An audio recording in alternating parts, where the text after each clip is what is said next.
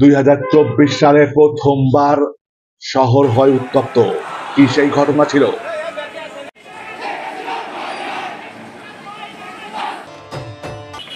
2024 সালের 16 জুলাই সকালবেলা ঝিনাইদহ শহর হঠাৎই উত্তপ্ত হয়ে ওঠে। কোটা সংস্কারের দাবিতে আন্দোলনরত শিক্ষার্থীদের উপর ছাত্রলীগের হামলার ঘটনা ঘটে। মঙ্গলবার 16 জুলাই সকালে শহরের উজির আলী স্কুল অ্যান্ড কলেজ মাঠে এ ঘটনা ঘটে। হামলায় অন্তত 10 জন আহত হয়। প্রত্যক্ষদর্শীরা জানান, কোটা বিরোধী আন্দোলনের অংশ হিসেবে সকালে বিক্ষোভ মিছিল করার জন্য শহরের উজির আলী স্কুল মাঠে জড়ো হন শিক্ষার্থীরা। সে সময় শহরের পায়রা চত্বর এলাকা থেকে ছাত্রলীগের নেতাকর্মীরা লাঠি সোঁটা সহ মিছিল নিয়ে পুলিশের বাধা উপেক্ষা করে আন্দোলনকারী শিক্ষার্থীদের উপর হামলা চালায়। তারা লাঠি রড দিয়ে শিক্ষার্থীদের মারধর করে ব্যানার কেড়ে নেন, মাইক ভাঙচুর করেন। আন্দোলনকারী শিক্ষার্থীদের ছত্রভঙ্গ হয়ে গেলে ছাত্রলীগ নেতাকর্মীরা সেখান থেকে মিছিল নিয়ে ফিরে যান।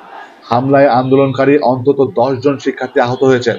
এই ঘটনার পর থেকে এলাকায় থমথমে অবস্থা বিরাজ করছিল। ঝিনাইদহ জেলা ছাত্রলীগের সাধারণ সম্পাদক আল ইমরান এ বিষয়ে বলেন, প্রধানমন্ত্রীকে কটূক্তি করে তারা স্লোগান দিতে থাকে, মুক্তিযোদ্ধাদের কটূক্তি করে। তাই কোটা বিরোধীদের প্রতিহত করতে জেলা ছাত্রলীগের নেতাকর্মীরা এগিয়ে আসে। কোটা বিরোধী আন্দোলনকারী শিক্ষার্থী আবু হুরায়রা বলেন, কোটা বিরোধী আন্দোলনের অংশ হিসেবে সকালে উজির আলী স্কুল অ্যান্ড কলেজ মাঠে জড়ো হন শিক্ষার্থীরা। সে সময় ছাত্রলীগের নেতাকর্মীরা লাঠিসোঁটা নিয়ে আমাদের উপর নির্মমভাবে হামলা করেন।